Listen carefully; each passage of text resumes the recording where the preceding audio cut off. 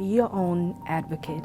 You have to be in charge of your health, your care, and everything that happens with this diagnosis. I am Sandra Hoehler, and this is my journey to being diagnosed with vulva cancer.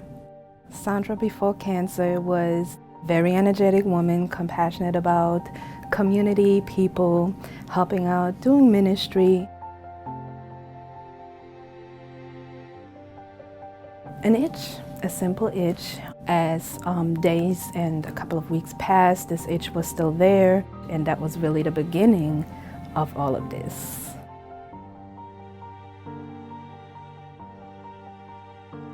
I woke up one morning in this intense pain. My private region or vulvar region just being swollen almost like twice, 3 times its size. And I told my mother about it, and she was like, listen, we have to go to the emergency room. And we went, and there I had a visual examination, and it was just determined that it was a very severe yeast infection.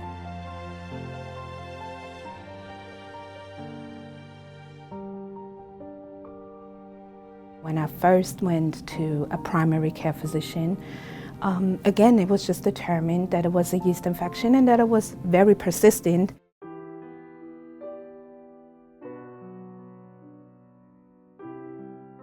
This itch now had progressed to something so severe that it would wake me up at night. It would make me cry sometimes.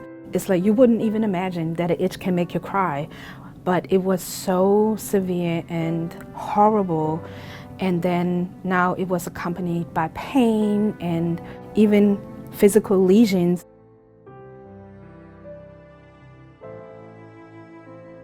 There was a moment where you said, am I just crazy?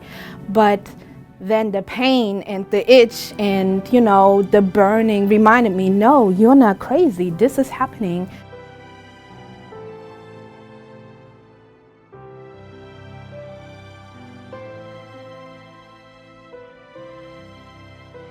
At first, to me, was a little bit of peace of mind, so I tried to give it some time, but despite the steroids and everything else, it just never really let up. But I just knew something was wrong, and if it's this or if it's that, then the appropriate medications should work and should help, but it wasn't.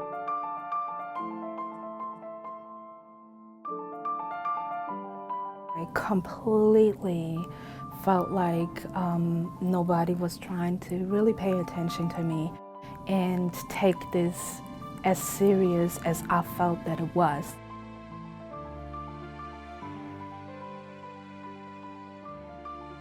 After several months of continuing to request it and becoming very adamant about it on my part, it was finally granted.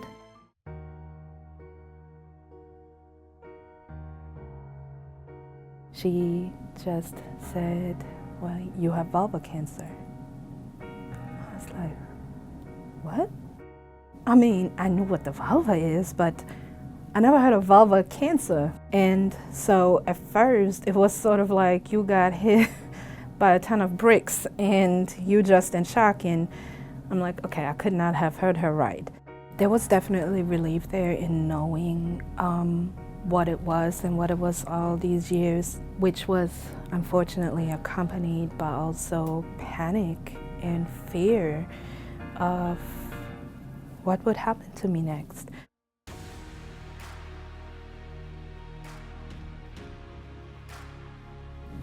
This cancer for a while took away some of my self-confidence. And I understand as women, we are more than our bodies. And I have never been a person who sort of looked for confidence in my body, but it destroyed my self-confidence as a woman for a moment.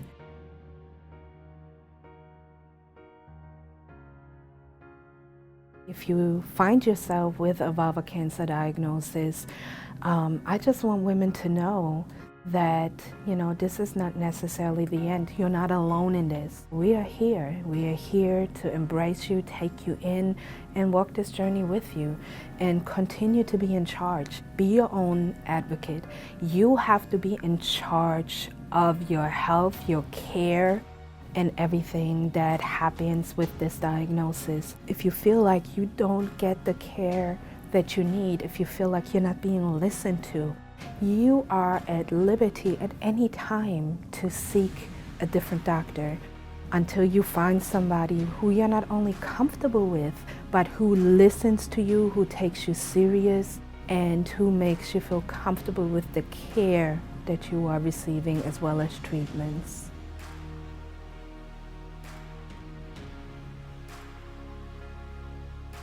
Cancer has robbed me of things, but cancer has also given me so much. If we are willing to see the things that we can gain through this journey, and I call it a journey, I don't like to call it anything else, because anything we do, we travel through. So I'm looking forward to continue to just embrace the lessons that cancer is teaching me.